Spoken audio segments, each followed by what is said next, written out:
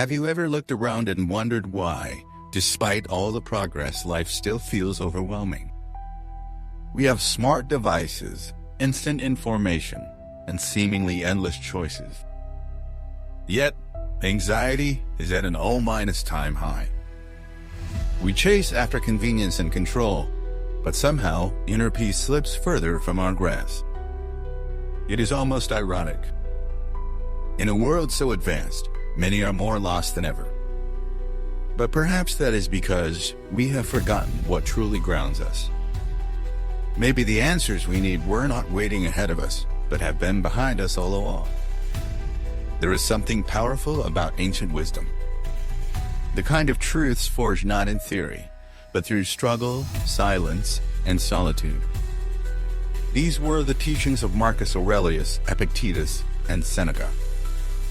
Men who faced war, exile, and death, yet found stillness amidst chaos. Their philosophy, known as Stoicism, is not about suppressing emotion or becoming cold. It is about mastering the self in a world that never stops testing you. It is about drawing a line between what you can control and what you must release. This is not just a history lesson. This is survival. This is freedom. In this video, we will explore 11 timeless lessons from Stoic philosophy that continue to shape how strong minds navigate modern life. These are not abstract ideas. These are guiding principles, each one capable of shifting how you see yourself, your challenges, and your purpose. Stay with me until the end, and you will walk away with more than insight. You will carry a compass to steer through the storm. Let us begin with the first truth: you are not your emotions. How many times have you been caught in a storm inside your own mind? A flash of anger, a wave of jealousy, a rush of fear. It feels real, overwhelming. But the Stoics remind us emotions are like passing clouds. They are not you. They visit, they distort, and then they fade. Marcus Aurelius wrote, "You have power over your mind, not outside events." Realize this, and you will find strength. That single line holds a secret many never learned. Your feelings are messengers, not masters. You can observe them without obeying them. Imagine standing at the edge of a highway. Cars race by. That is your mind full of thoughts and emotions speeding in every direction. But you are not the traffic. You are the observer. The moment you realize this, you reclaim your authority. Epictetus taught that external things are not within our power, but our responses are. This gap between stimulus and response is where freedom lies. The person who learns to pause, to breathe, to choose their reaction, that person is untouchable. And yet, we live in a time that celebrates reaction. Outrage travels faster than truth. Every comment section is a battlefield. Every notification is a trigger. But just because the world is on fire does not mean you have to burn. To be stoic is to be the calm eye in the storm. Not numb, not indifferent, but anchored. If this message moved you, share it with someone who needs it. Now let us look deeper at the second lesson: control what you can, accept what you cannot. It sounds simple, almost too simple. But ask yourself how much of your energy today was spent fighting things beyond your reach. The weather, someone's opinion, a missed opportunity. We exhaust ourselves trying to bend the world to our will, when what we should bend is our will to meet the world. Seneca warned, we suffer more often in imagination than in reality. That suffering, the kind that lives in our heads, comes from trying to grip what was never ours to hold. There is a clarity that comes when you draw a boundary around what is truly within your control: your thoughts, your choices, your effort. Everything else is the wind.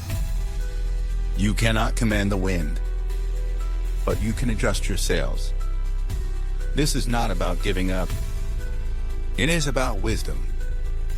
A wise person does not fight the tide. They learn to ride it. There is a story of a warrior who trained every day with precision and passion. One day his master told him, "You have mastered the sword. Now master your heart." Confused, the warrior asked, "What do you mean?" The master replied, "Control over your weapon is meaningless if anger controls you. Strength is nothing if fear decides your path." And that is the lesson. Mastery begins inside. The outside is just practice. To apply the Stoic principle today, try this when something upsets you. Pause and ask, "Is this within my control?" If the answer is no, release it. If it is yes, take action with intention, not impulse. This small habit can change everything. It turns chaos into clarity. Now take a breath. Reflect. Where in your life are you fighting winds instead of adjusting sails? The third wisdom is this: hardship is not the enemy, it is the teacher. In our modern lives, we are taught to avoid discomfort at all costs. We crave ease.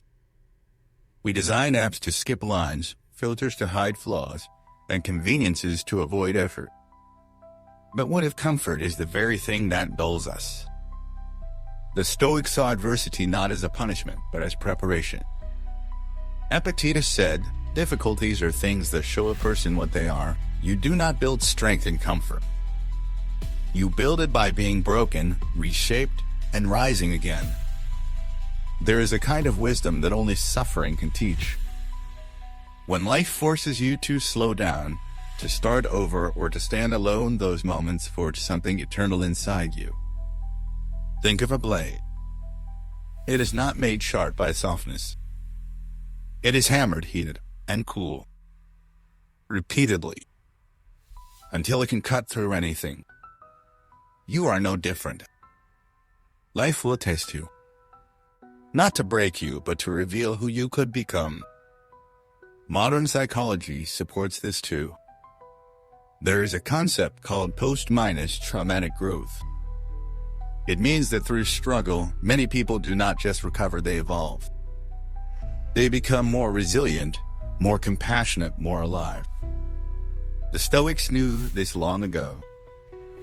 Seneca wrote, "A gem cannot be polished without friction, nor a man perfected without trials." The pain you are running from might be the very thing shaping you. So next time you face hardship, do not just ask, "Why is this happening to me?" Ask instead, "What is this trying to teach me?" That one question can transform suffering into strength. It does not erase the pain, but it gives the pain meaning. Let us move to the fourth wisdom. You are disturbed not by events, but by your interpretation of them. Think about it. Two people can experience the same moment: a job loss, a breakup, a setback, yet one collapses while the other grows. Why? Because the event itself is neutral. What changes everything is the story you tell yourself about it. Epictetus put it simply, it is not things themselves that disturb us, but our opinions about them. This insight is revolutionary. It means you are not a victim of circumstance. You are a creator of meaning. Imagine your mind as a lens. If that lens is dirty, smudged with fear, expectation, everything you see will be distorted. But if you clean that lens, you see reality as it is, raw, unfiltered, and full of opportunity. This is not about pretending everything is good. It is about realizing that even in darkness, you have the power to find light. When something happens, pause. Notice the story you are telling yourself. Then ask, is this true? Is this helpful? Often, you will find that your pain is not coming from the event, but from your interpretation of it. You are not trapped by reality. You are trapped by your perception of it. And perception can change. If you are finding value in this, subscribe for more truths that shift your perspective. Now comes the fifth wisdom: you become what you repeatedly do. Habits are not just routines. They are identity in motion. Every choice you make, every small action, every thought you entertain is a vote for the kind of person you are becoming. Marcus Aurelius said, "You become what you give your attention to." Most people chase grand transformation but ignore the small choices that truly define them. But the Stoic path is quiet. It is built not in the big moments, but in the repetition of discipline. There is an old saying, we do not rise to the level of our goals.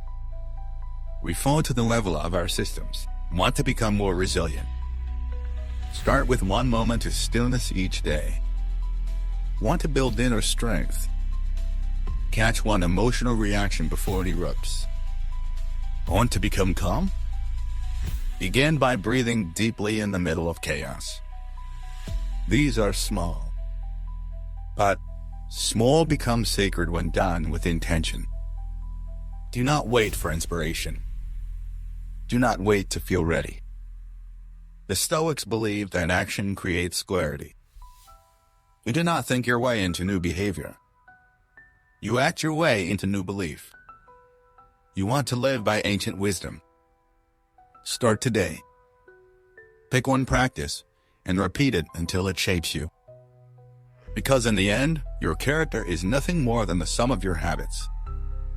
The sixth wisdom is one many struggle to grasp. You do not need more time. You need more focus. We live in an era obsessed with speed, multitasking, and endless productivity hacks. Yet most people still feel behind. Why? Because the issue is not how much time we have. It is how little of our attention is truly present. Seneca, writing nearly 2,000 years ago, warned, "It is not that we have a short time to live, but that we waste a lot of it." That truth echoes louder today than ever. Think about it. How often do you move through the day in a fog, jumping from one task to the next, without ever truly being in any of them? We scroll through social media while eating, check emails during conversations, and call it being busy. But business without direction is just distraction in disguise. The Stoics were not concerned with doing more.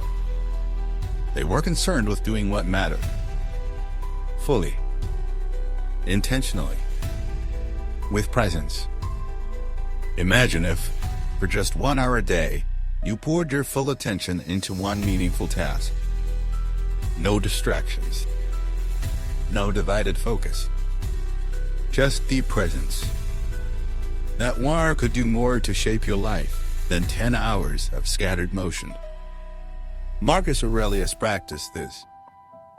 As Emperor of Rome, he ruled the world, yet he still found time to reflect, to write, to think deeply.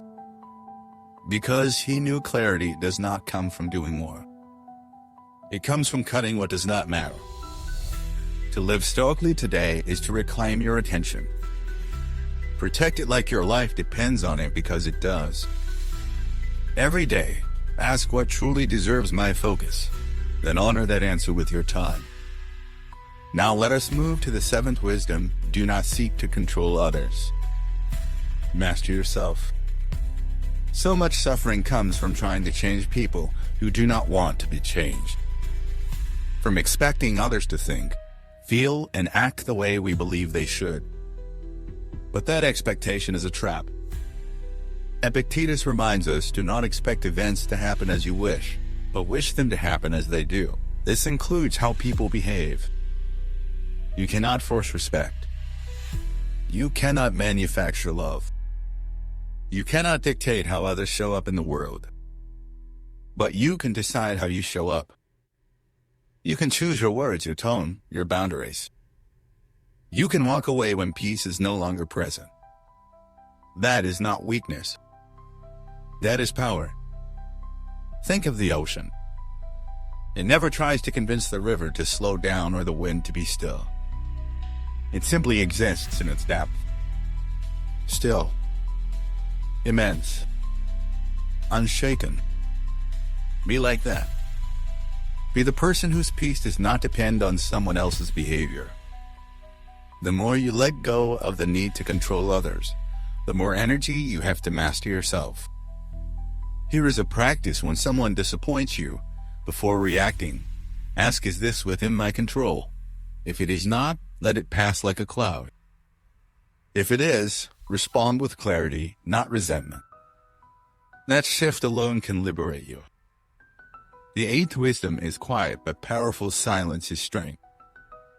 In a world addicted to noise, to constant opinions, updates, reactions, silence has become rare.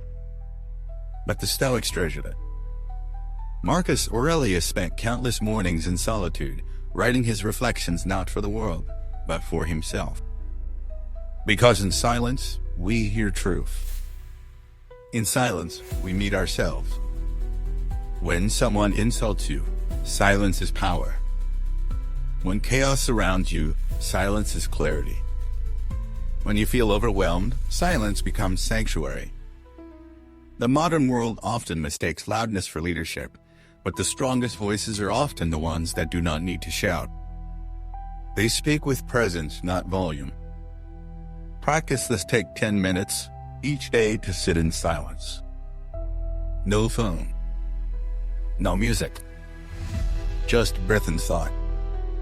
At first, it will feel uncomfortable, then revealing. Eventually, it becomes essential. In that silence, you will begin to see yourself clearly. Clarity is the birthplace of power. The ninth wisdom is this: live as if death is near, not in fear, but with purpose.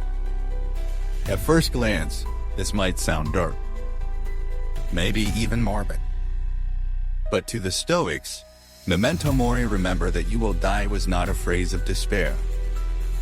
It was a compass, a reminder. A call to live fully, unconsciously, not someday, but now. Marcus Aurelius would begin his reflections by reminding himself of his mortality.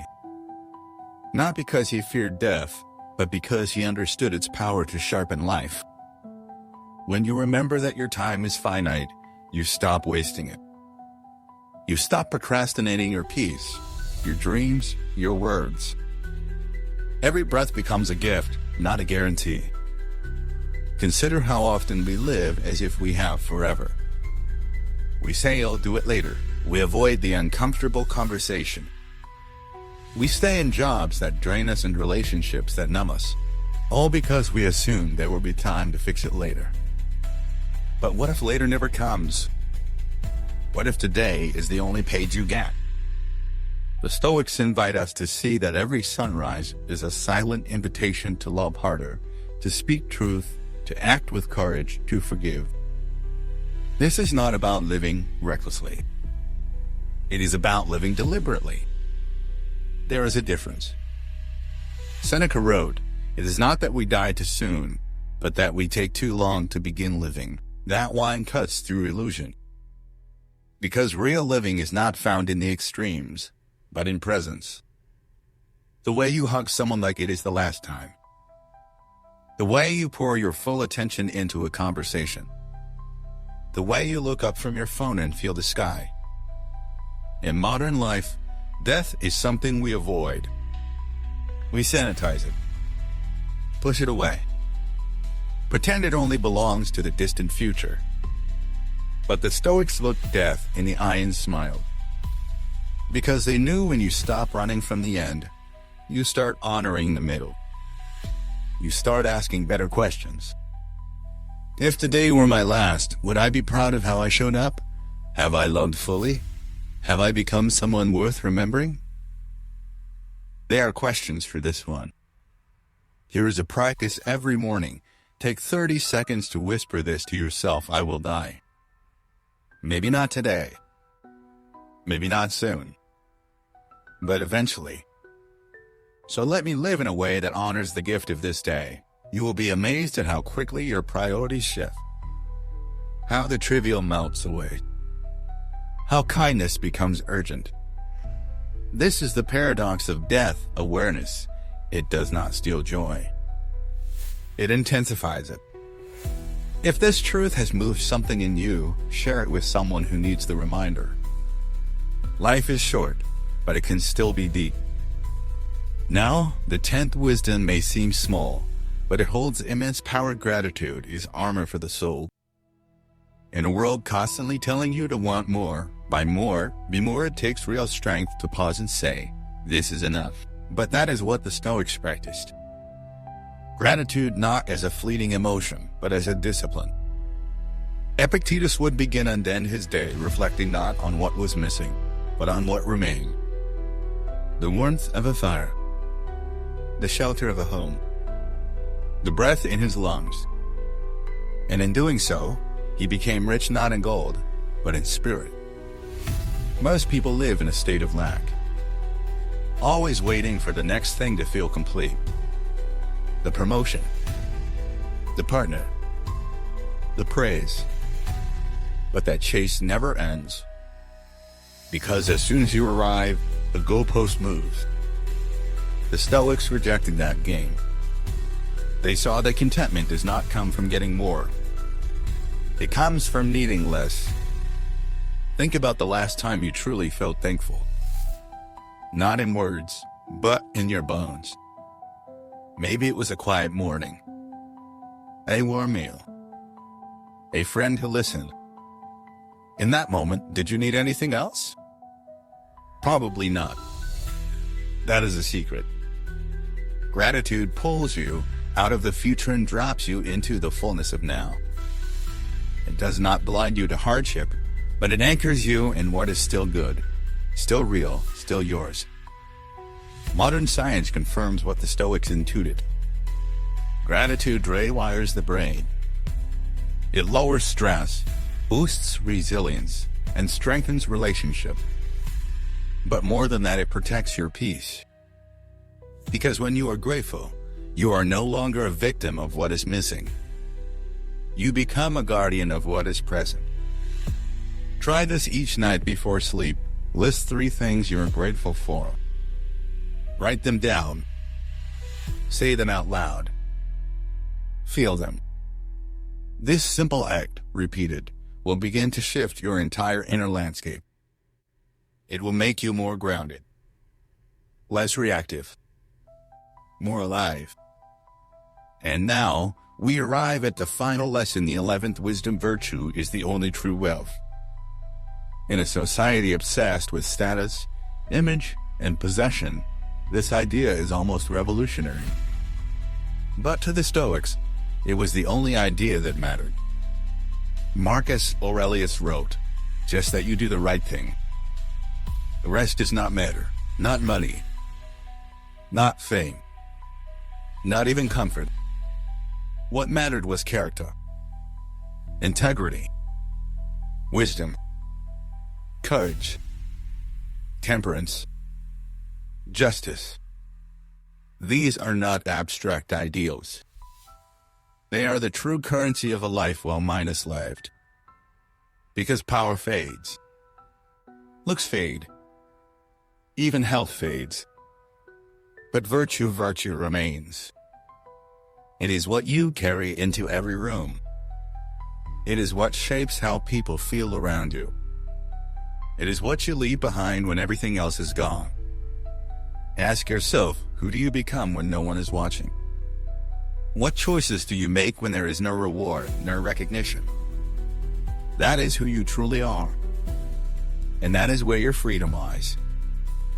The Stoics believed that happiness does not come from pleasure, but from living in alignment with your values. When your actions match your beliefs, peace follows. When you violate your own integrity, even if no one knows, turmoil follows. So in a world full of temptation and distraction, hold fast to virtue. Let honesty guide your words. Let compassion shape your choices. Let discipline strengthen your will. This is not always easy, but it is always worth it. Here is something to remember: you may lose jobs, relationships, even years, but if you never lose your character, you've lost nothing. You have, in fact, won. Let us pause here. You have now heard all 11 ancient wisdoms that still guide modern life. But these are not just lessons to be admired.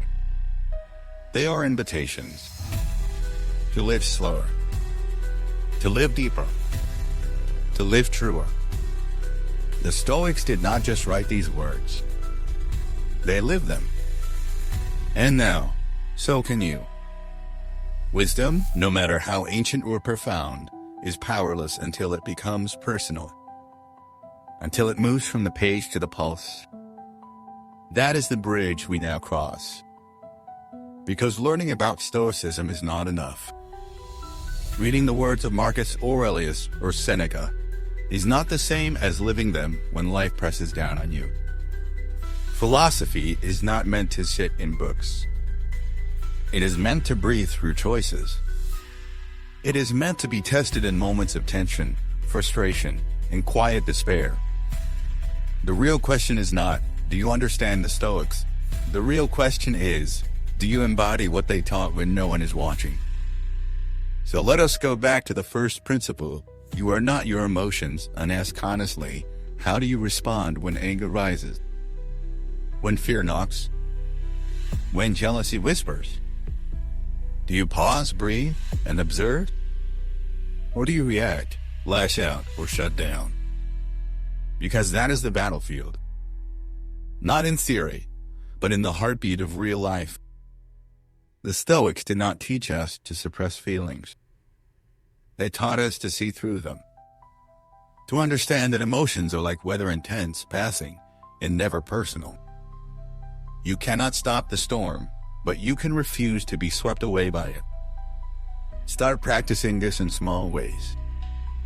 The next time someone cuts you off in traffic, instead of cursing, smile slightly and say to yourself, this moment is a test. When a delay ruins your plans, whisper, this is outside my control.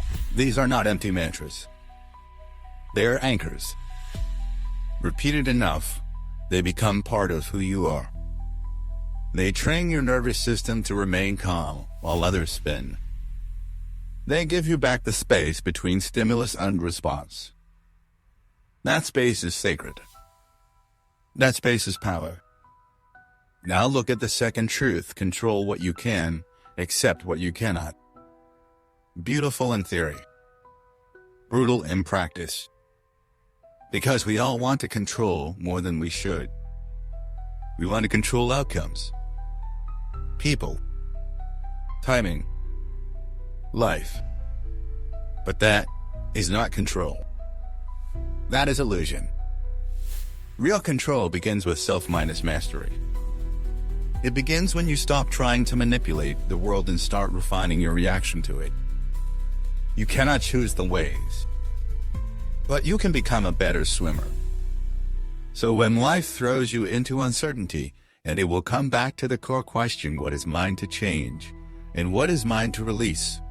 If it is someone else's attitude, release it. If it is your preparation, change it. If it is the past, release it. If it is your perspective, adjust it. This daily discipline, applied again and again, becomes peace. Not the loud peace of victory, but the quiet peace of acceptance. Apply this when plans fall apart. When someone breaks your trust. When your expectations are not met. Instead of tightening your grip, try loosening your need. Instead of forcing, try flowing. This does not mean giving up. It means showing up differently. With humility. With grace. With clarity. Let us go even deeper with the third truth. Hardship is the teacher, not the enemy. Look back on your life. What truly shaped you? What carved wisdom into your bones? Was it the easy seasons? Or was it the moments that brought you to your knees? That heartbreak? That loss? That failure? You hated it then. But look now. Can you see what it gave you? Strength. Compassion. Perspective. Perhaps even purpose. This is not to glorify pain. It is to remind you that nothing is wasted. Not if you are willing to look again. The Stoics did not chase suffering, but they respected it. Because they knew a life without difficulty is a life without growth. Like a tree never tested by wind, it grows all but shallow.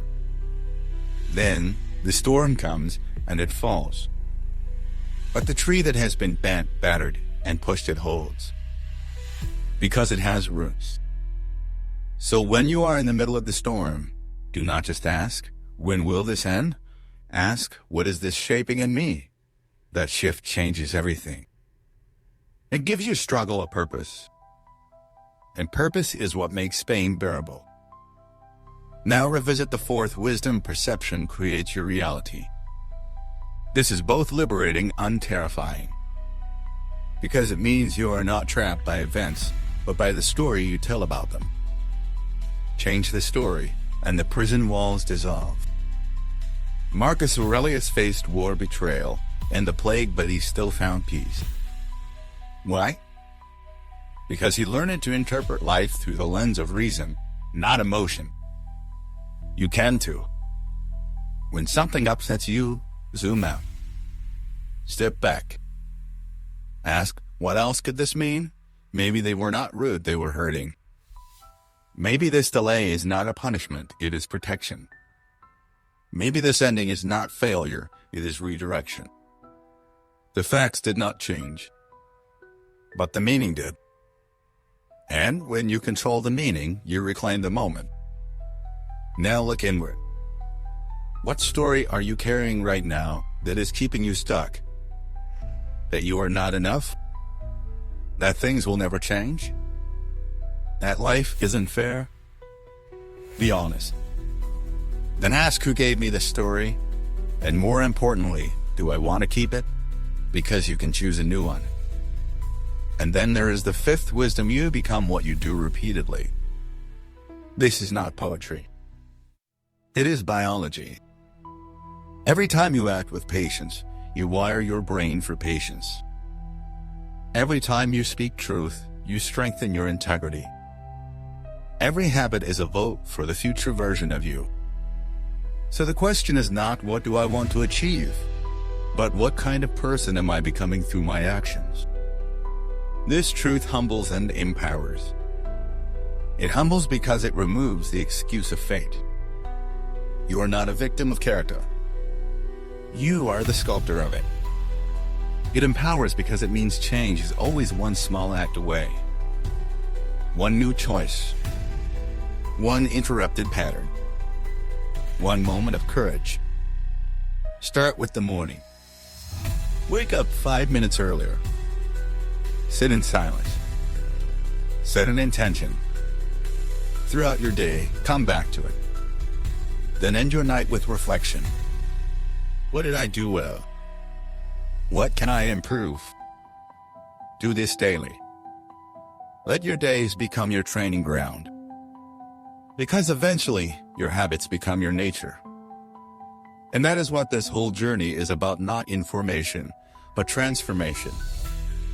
The Stoics did not want followers. They wanted practitioners. People who would take their words and turn them into lives. People who would be calm when others panic. Strong when others crumble. Kind when others attack. So let me ask you of these 5 truths: self-minded mastery, control, hardship, perception, and repetition, which one calls out to you the most right now? Which one do you need to live, not just learn? Do not try to change everything at once. Pick one. Just one. Make it your compass this week. And when life throws its weight against you and it will return to that truth, let it hold you steady. Because at the end of the day, you do not become stoic by reading the words. You become stoic by choosing them in the chaos. Let us begin again, not from knowledge, but from honesty. Look at your life, quietly and without judgment. Are you living from reaction or intention? Do your days feel grounded or scattered? Do you wake with purpose or with pressure?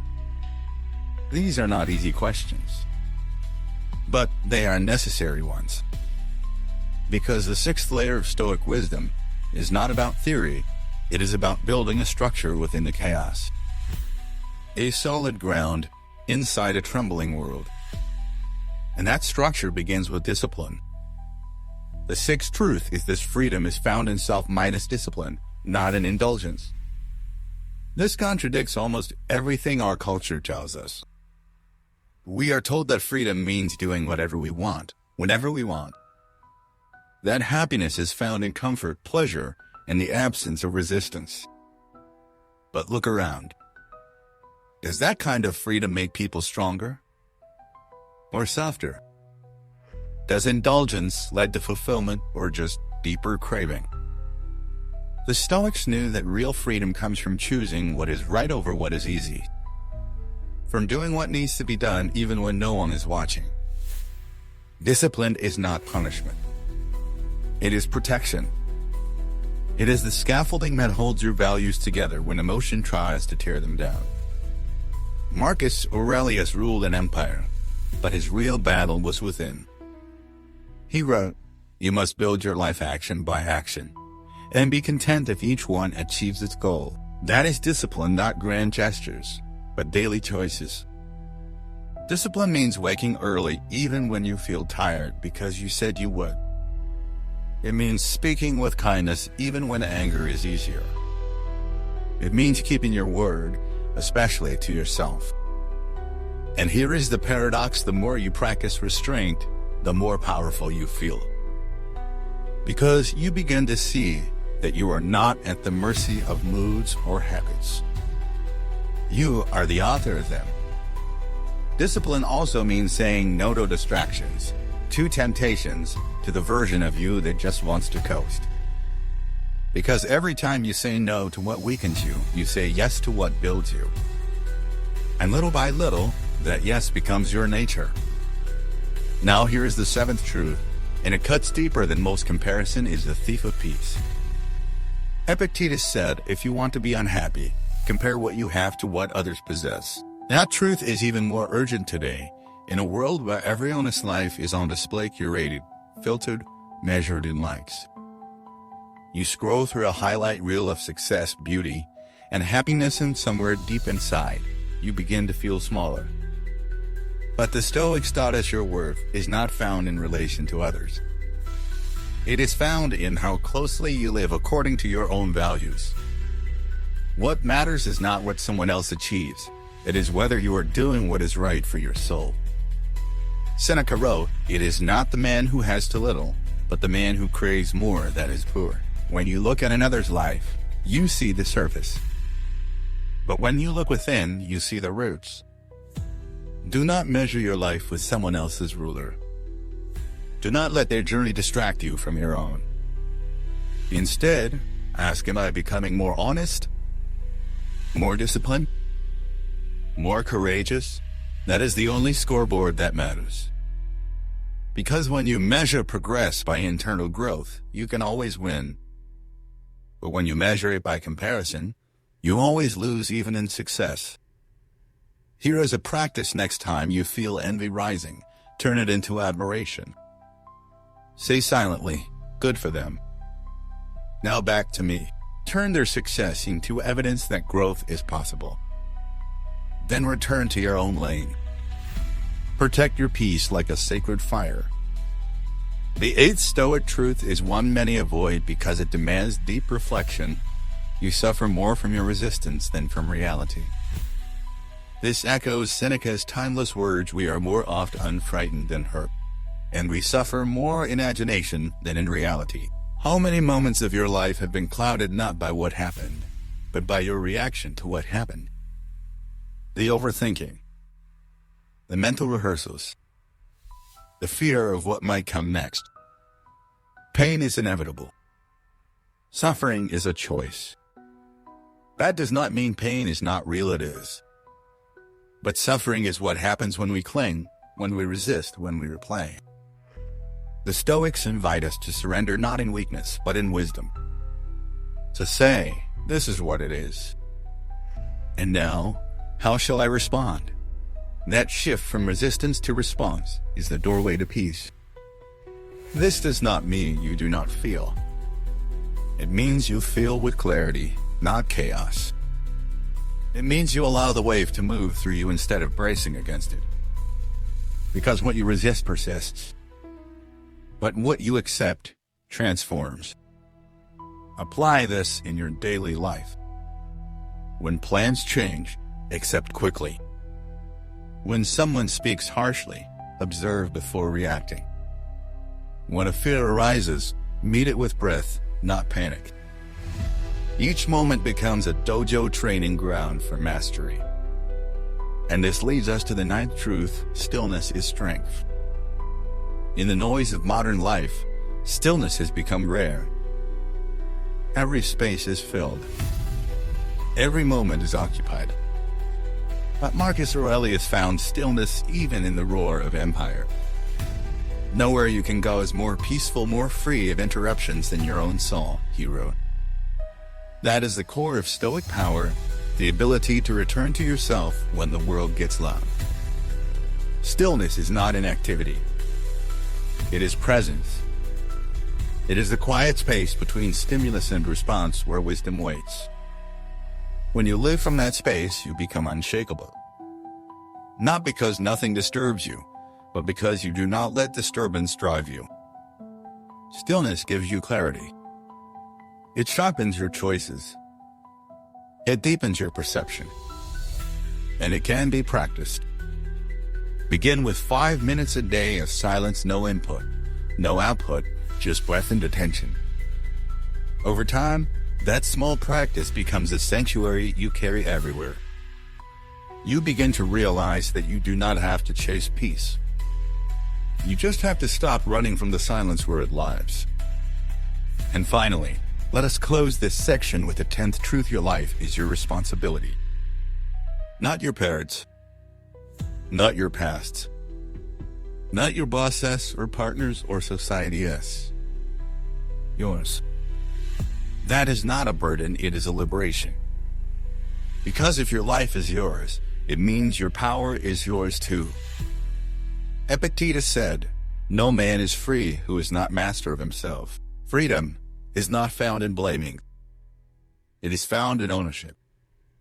The moment you stop saying, "They made me feel this way," and start saying, "I chose my response," you become powerful. The moment you stop waiting to be rescued and start showing up for yourself, you become unstoppable. Yes, you were shaped by your past, but you are not imprisoned by it. Yes, life has been unfair, but your healing is still your work. Yes, people have hurt you, but your peace is still your responsibility. The Stoics knew you cannot always choose your circumstances, but you can always choose your stance. So today choose. Choose discipline over ease. Choose presence over comparison. Choose response over reaction. Choose stillness over noise. Choose responsibility over blame. These choices, repeated, do not just change your life. They reveal who you truly are. There is a quiet nobility in those who live with depth. Not drama, not noise, but an inner gravity that steadies them when the world spins wild. You have seen it before: someone who does not react, but responds. Someone whose presence feels like an anchor. This is the fruit of Stoicism lived, not just learned. And it begins with the 11th truth: let your principles, not your emotions, lead the way. Modern life tells us to follow our feelings, to trust them, to make them the compass. But the Stoics saw emotions not as guides, but as weather. Ephemeral, unreliable, always changing. Marcus Aurelius reminded himself, if it is not right, do not do it. If it is not true, do not say it. Not if it feels good. Not if others approve. Simply, is it right? That is the Stoic standard.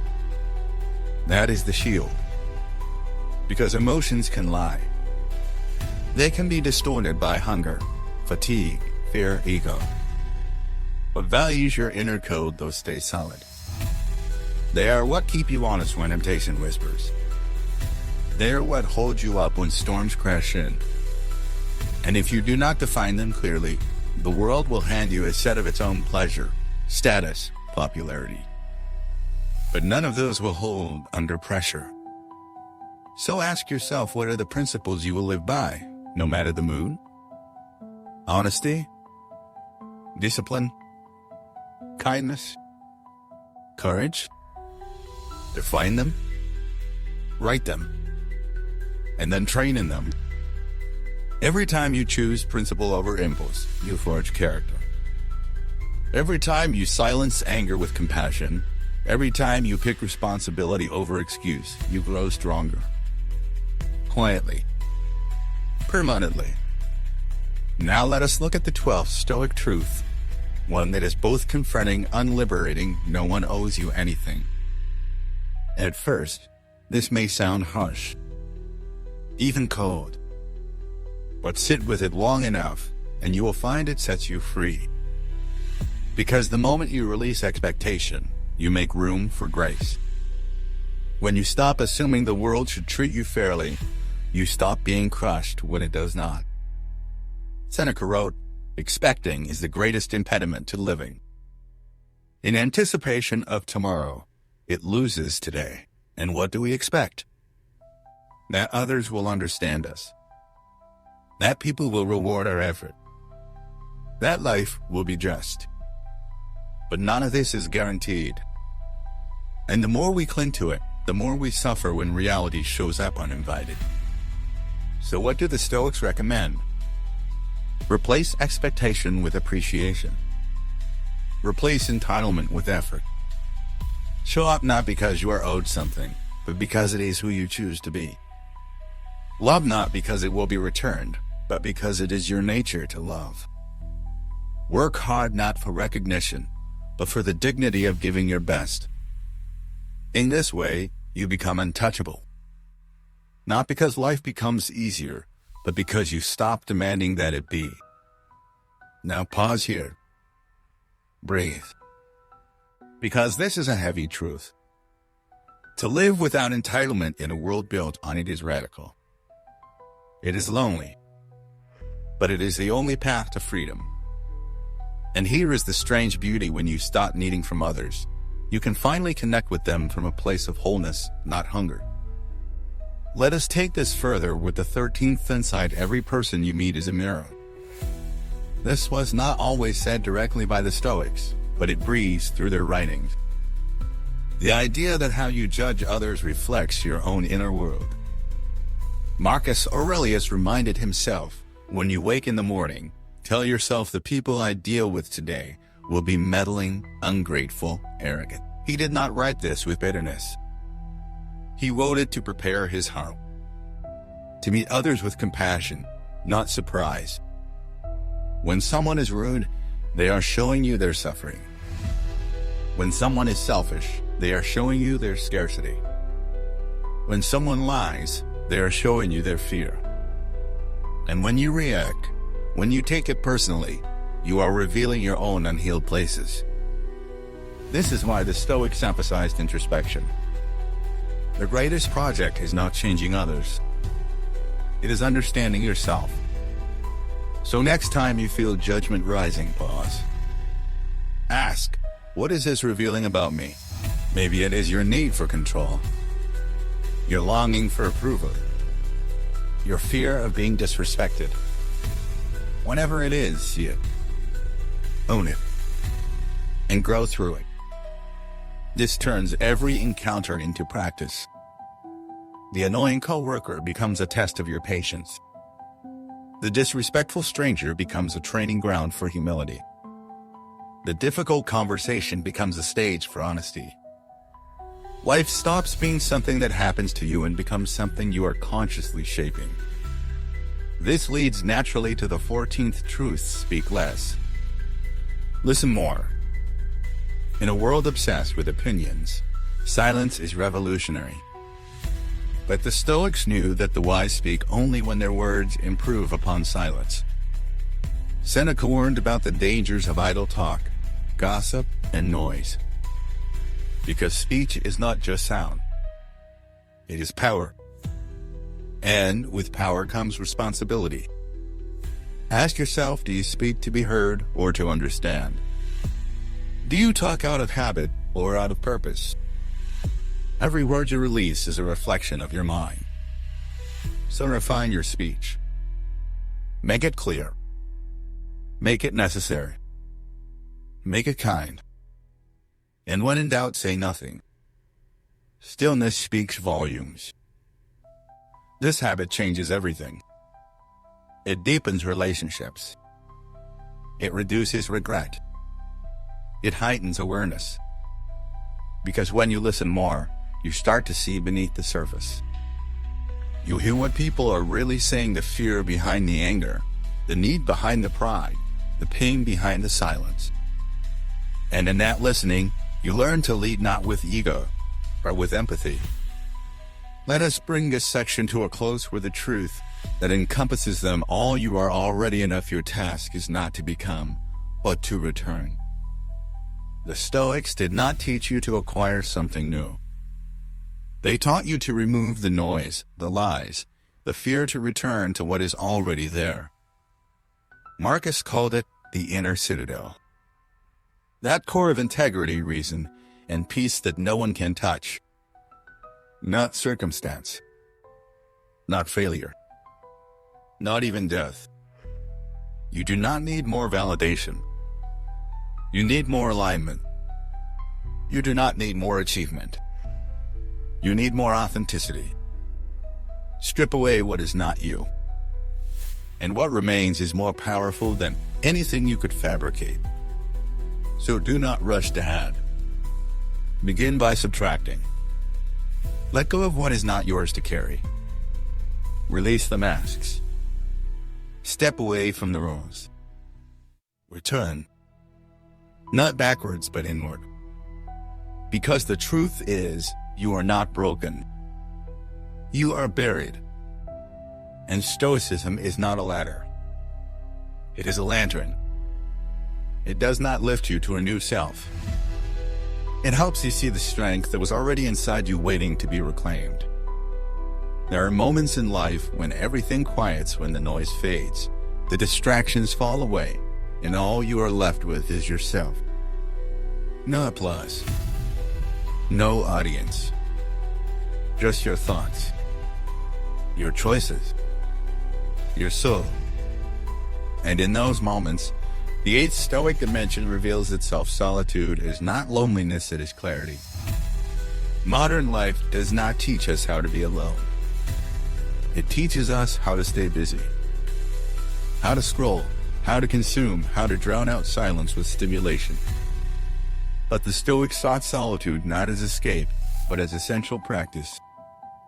Marcus Aurelius found refuge in his own soul.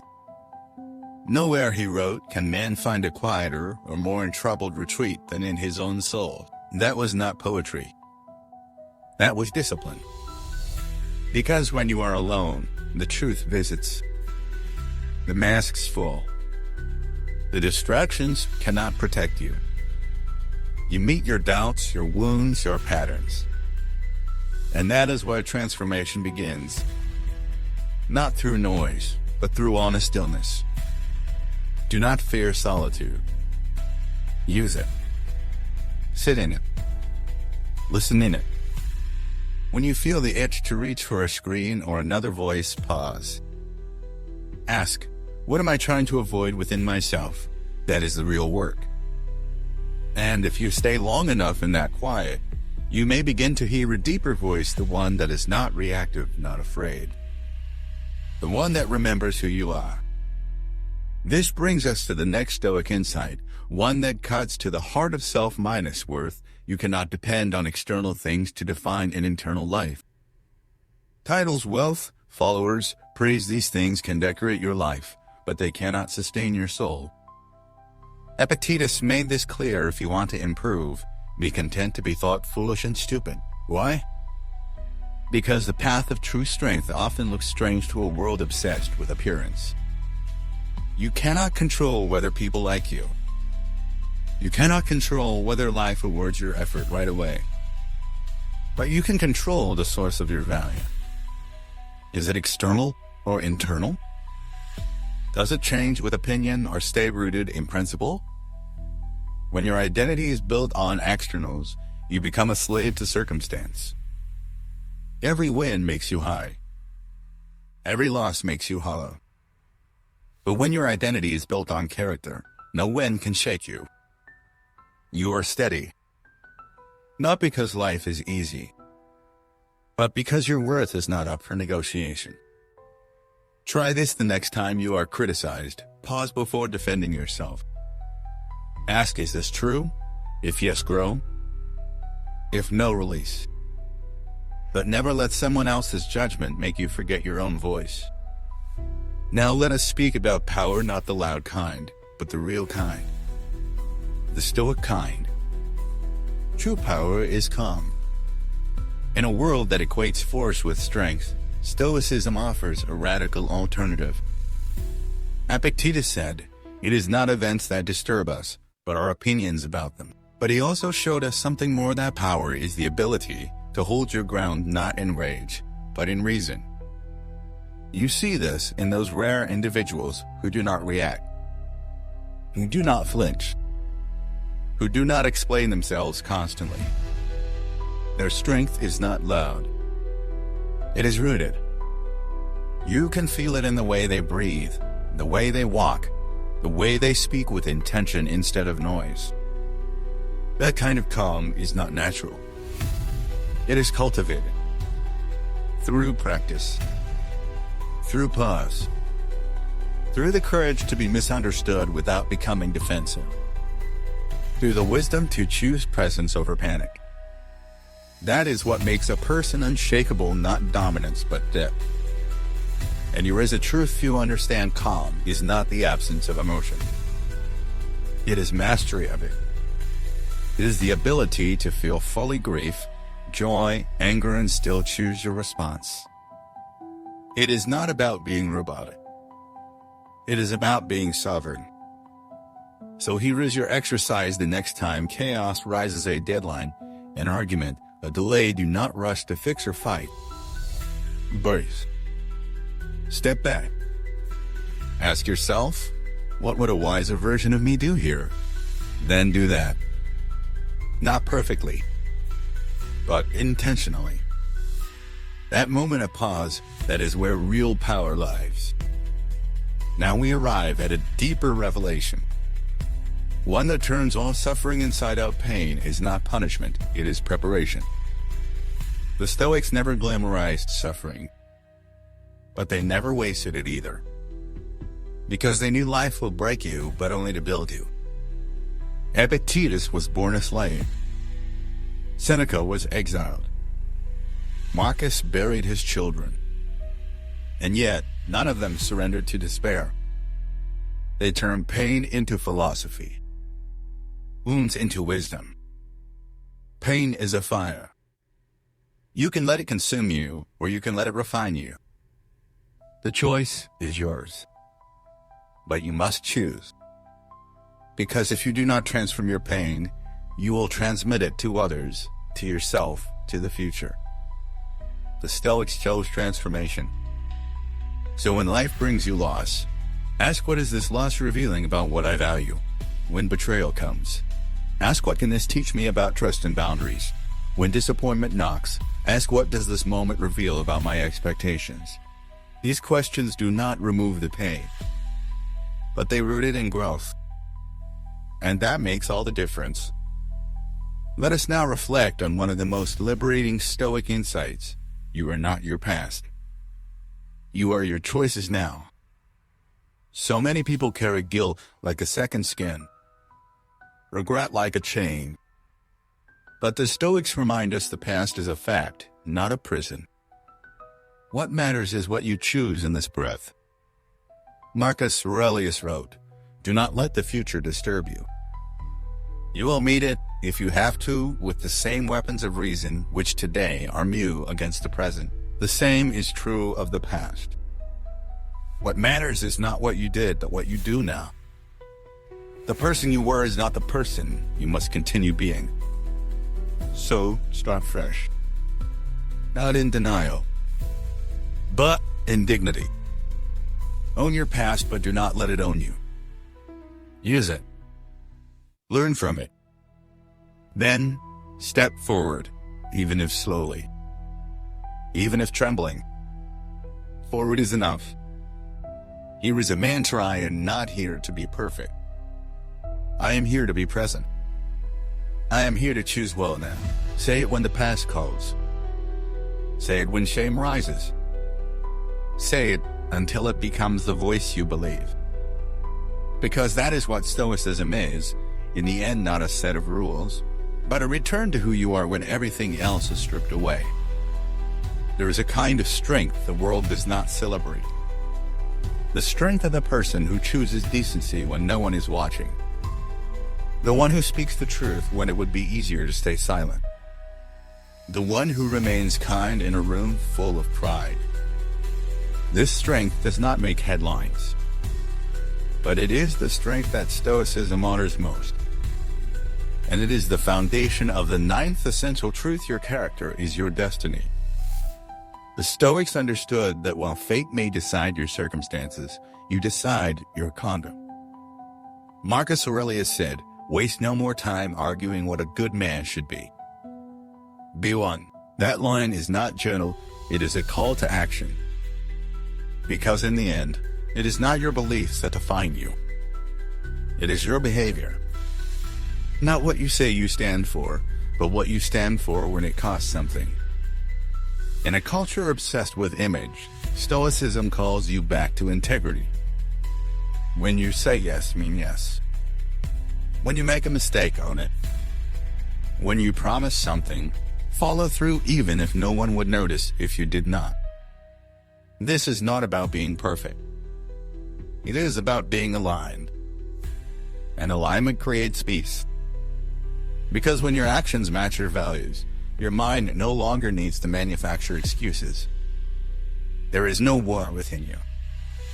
Begin small. If you want to be honest, start by catching yourself in small exaggerations. If you want to be courageous, speak one truth you have been avoiding. If you want to live with dignity, do one difficult thing today, not because someone told you to, but because it reflects who you are trying to become. These small acts of integrity, they build something unshakable. And now, let us explore a truth few dare to live fully: forgiveness is freedom. The Stoics did not write long essays on forgiveness, but they lived it through detachment. Through their understanding that to carry resentment is to chain yourself to the very thing that hurt you. Epictetus said, "Who then is invincible? The one who cannot be upset by anything outside their control." Resentment is one of those things. It keeps you trapped in a past you cannot change. Forgiveness does not mean forgetting. It does not mean allowing the same harm again. It means you stop drinking the poison, hoping it will hurt someone else. It means you stop revisiting the wound like it still needs proof. Because the truth is, holding on to pain does not keep you safe. It keeps you stuck. Forgiveness is not a favor to them. It is a gift to you. A declaration: I am done letting this moment shape me. The Stoics teach us to reclaim our energy. And forgiveness is one of the most powerful ways to do that. When you forgive, you cut the cord between you and the pain. You step back into authorship. Start small. Forgive yourself first. For the times you fell short. For the habits you are still unlearning. For the way you stayed quiet when you should have spoken. Say to yourself, I was doing the best I could with the awareness I had. Then use that insight not as justification, but as fuel to choose better now. Then extend that same grace to others slowly, if needed. But surely, because freedom is not found in revenge. It is found in release. Another core Stoic truth rises here: do not wish for life to be easier. Wish to be stronger. We have all faced days when everything feels uphill. When nothing goes as planned. When it feels like life has stacked its weight on your shoulders and dares you to move. The Stoic does not ask, why me? The Stoic asks, how shall I respond to this? Marcus Aurelius, writing in the face of constant war and plague, never begged for an easier path. Instead, he wrote, the impediment to action advances action. What stands in the way becomes the way. That is the philosophy of resilience. It is not denial. It is transmutation. It is the refusal to let difficulty define you, only refine you. When you adopt this mindset, everything changes. Problems become practice. Delays become training. Heartbreak becomes a deeper kind of strength. You stop asking for comfort and start asking for capacity. And slowly, you stop fearing hard things. Because you have faced them before. And you are still here. Make this your practice every time something goes wrong. Instead of spiraling, pause and ask, what quality in me is this asking to grow? Patience? Courage? Humility? Whatever it is growing. Let every setback become a sharpening stone. This is not masochism. This is mastery. From here we come to the most radical freedom Stoicism offers. You already have everything you need. In a world that sells inadequacy and packages it as ambition, this truth is revolutionary. The Stoics believe that all external things are indifferent: health, wealth, praise, power. They are preferred, sure, but they do not make the man. Because everything you truly need, wisdom, courage, temperance, justice, is already within. You may not feel it yet, but that is only because you have been taught to look outside, to search for validation, to chase worth through performance.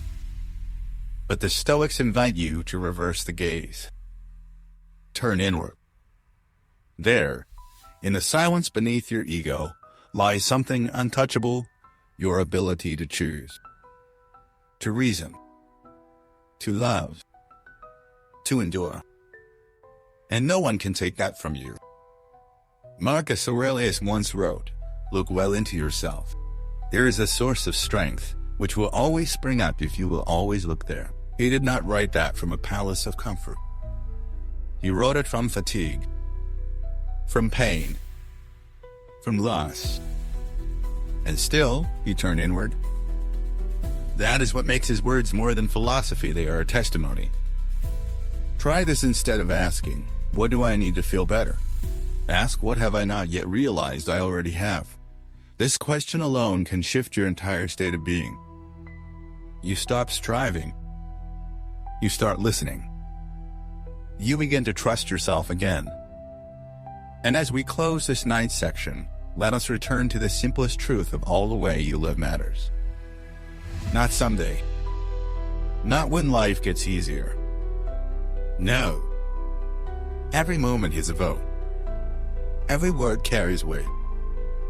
Every decision either strengthens or weakens your foundation. You are not waiting for meaning. You are creating it. In how you show up. In how you treat others. In what you tolerate and what you do not. The Stoics did not believe in waiting for perfect conditions. They believed in right action here, now, with what you have. And you have more than you know. There is a subtle power in living simply. Not in poverty, but in clarity. In choosing what matters most and having the courage to let go of everything that does not. This is the heart of the 10th Stoic truth: a simple life is a strong life. In a world driven by consumption, the Stoics chose contentment. In a world obsessed with having more, they focused on being more. Not to withdraw from life, but to live it fully without the weight of excess. Marcus Aurelius could have surrounded himself with luxury. But his writings speak of nature, stillness, humility. He understood that when you strip away the unnecessary, what remains becomes sacred. A quiet morning. A good conversation. A warm meal. a single breath. These are the moments the modern world rushes past, chasing something bigger without realizing that nothing is bigger than the present moment. Ask yourself, what are you carrying that you no longer need? Expectations? Commitments that drain your soul?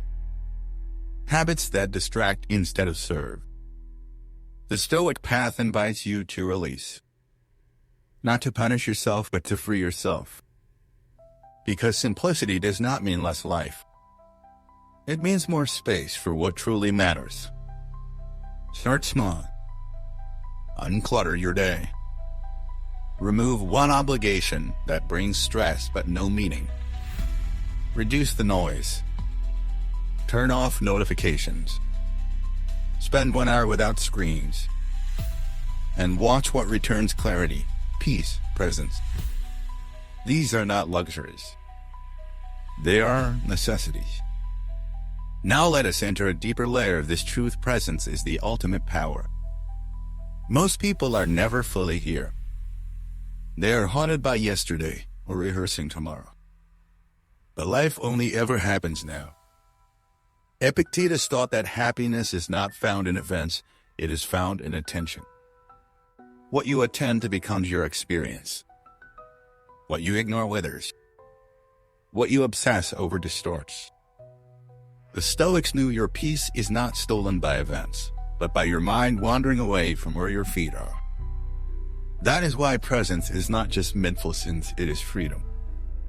It is the ability to be exactly where you are, without needing to escape or improve the moment. You can practice this anywhere. Washing dishes. Walking to work. Listening to someone speak. Bring your full self into it. No rush. No reaching. Just being. And when your mind wanders, and it will bring it back, kindly. Like a parent calling a curious child home. Do this again and again, and presence will become your natural state. Not effortful, but embodied. This opens the door to a truth. Most overlooked joy is found in attention, not acquisition. How many moments of happiness have you missed because your mind was somewhere else? How many miracles went unnoticed because you were too busy chasing something you thought would feel better? The Stoics did not say joy is constant. They said joy is available always. In a cup of tea. In the breeze on your face. In a single line of meaningful conversation. But you must be awake to receive it. You must be humble enough to see beauty where others see routine. This is why gratitude is not a sentiment. It is a skill. One you must train daily. Start now. Pause. Look around. Name 3 things right here, right now that you would miss if they were gone. A loved one. Your ability to breathe. The sound of birds. This is not a ritual. This is remembering. And when gratitude is practiced deeply, it leads to the next great Stoic truth. Enough is a decision. There will never be a perfect moment when you feel complete unless you choose to. Because the mind will always find something else to chase, some other condition to be met before allowing peace. But that is not peace. That is bargaining. Marcus Aurelius said, "Very little is needed to make a happy life. It is all within yourself, in your way of thinking." So the real question is not, what am I missing? It is, what am I ignoring that is already enough? When you decide to see the day as complete, even with its imperfections, you step out of the race. You slow down. You breathe differently. You listen more deeply. You love more freely. Let us now turn to one of the Stoics' most practical teachings, yet one that has the power to transform your daily life. Live each day as a life in miniature. Seneca taught that each day should be treated as a complete unit, not just a step towards something else. Because you are not promised a lifetime. You are only promised this day. Most people live like life is a rehearsal. Like the real thing starts after the next milestone. But the Stoics shattered that illusion. They asked, if this day were all you had, how would you live it? Not someday. Not eventually. Now. That is the invitation. So ask yourself every morning, what would make this day meaningful? Not productive. Meaningful. And every evening, ask, did I live today in alignment with who I want to be? These two questions, repeated with honesty, will shape your character more than any goal. In doing so, you shift from survival to sacredness. You begin to see each sunrise not as routine, but as privilege. Each conversation as a chance to connect. Each obstacle as a teacher. Life becomes less about achievement and more about engagement. And this brings us full circle to one of the deepest truths in Stoicism: you do not control life, but you do control how you meet it. That single realization can turn frustration into focus, pain into practice, loss into learning. Because the power is never in what happens. It is in how you show up. You may not choose the script, but you can choose your role. Will you play the victim, always waiting to be saved? Or will you play the author, choosing each response with intention? That is where the Stoic lives, not in denial of life's cruelty, but in defiance of its power to define them. You are not here to control the world. You are here to shape yourself. That is the path. And on that path, you will not always be applauded, but you will always be free. There is a kind of legacy that leaves no statue, no headline, no grand ceremony, only a feeling. A quiet strength remembered. A moment of stillness passed on. A presence that lingered long after the person was gone. That is the kind of legacy the Stoics pursued. Not to be remembered loudly, but to live rightly.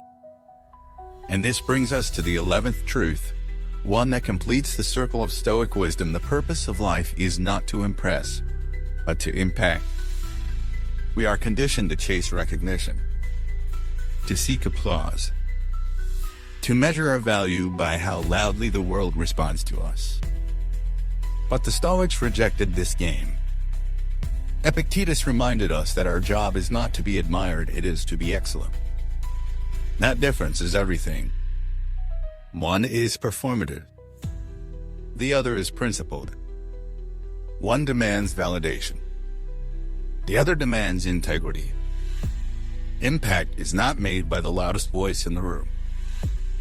It is made by the one who shows up with consistency, with character, with calm. The teacher who listens more than lectures. The friend who stands beside you in silence. The stranger who offers kindness when no one is looking.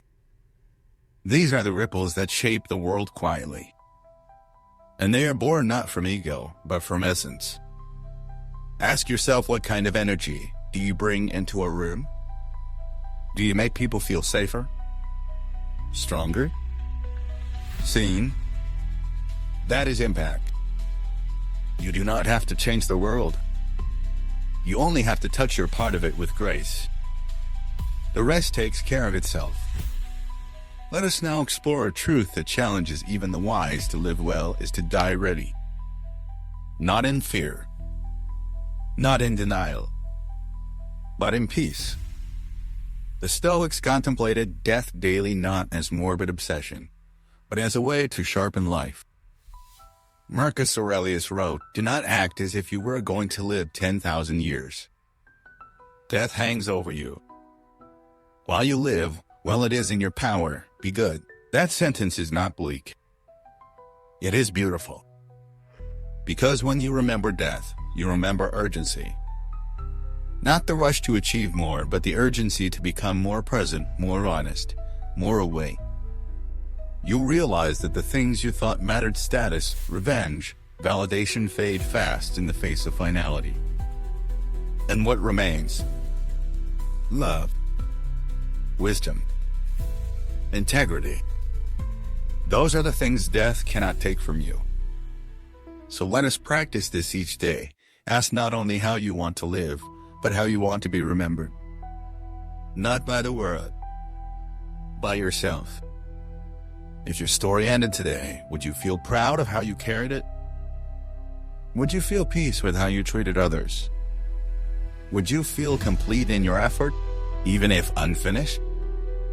This is not meant to scare you. It is meant to wake you. Because when you begin to live with death in mind, you begin to live with life in your hands.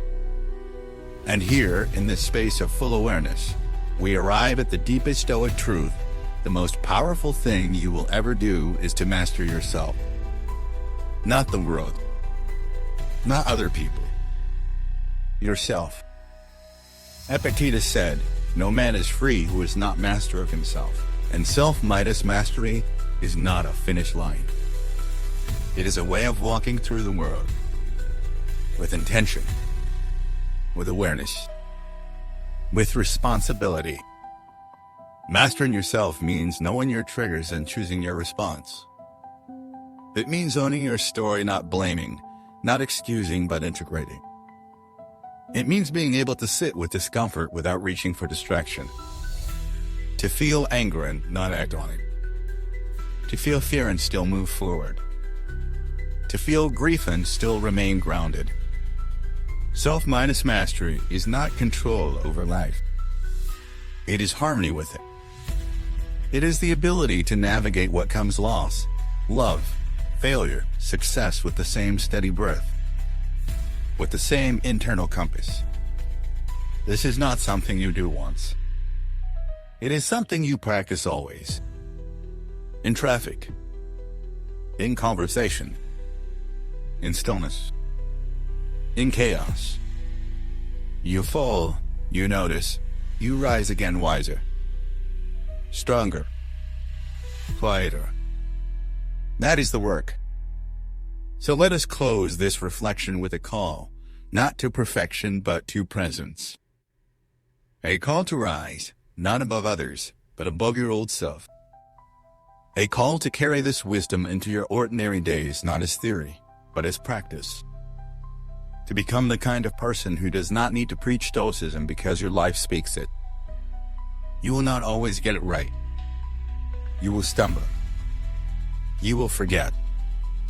But each time you remember, each time you return, each time you choose wisdom over impulse, you are rewriting your legacy. Quietly, powerfully, permanently. Because in the end, the Stoics taught us this greatness is not in what you conquer. It is in what you cultivate.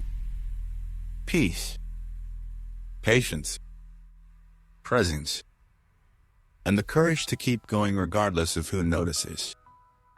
So now we arrive not at the end, but at the beginning. The beginning of a different kind of life. Not louder, not faster, but fuller. You have heard the Stoic truths. You have felt them echo inside your quiet moments. You have seen how they ask not for perfection, but for presence. Not for control, but for clarity. And now, in this final breath of reflection, the invitation is simple: do not just understand these truths. Embody them. Because the world does not need more opinions. It needs more examples. More people who walk calmly into storms. Who listen before they speak. Who act without needing credit. Who choose stillness over spectacle, and depth over decoration. That is what Stoicism gives you: not a shield to escape life, but a torch to walk through it. With grace. With purpose. With inner peace. There is a quiet revolution in every person who chooses to live this way. A revolution that does not demand attention, but radiates influence. You become the kind of person others feel safer around.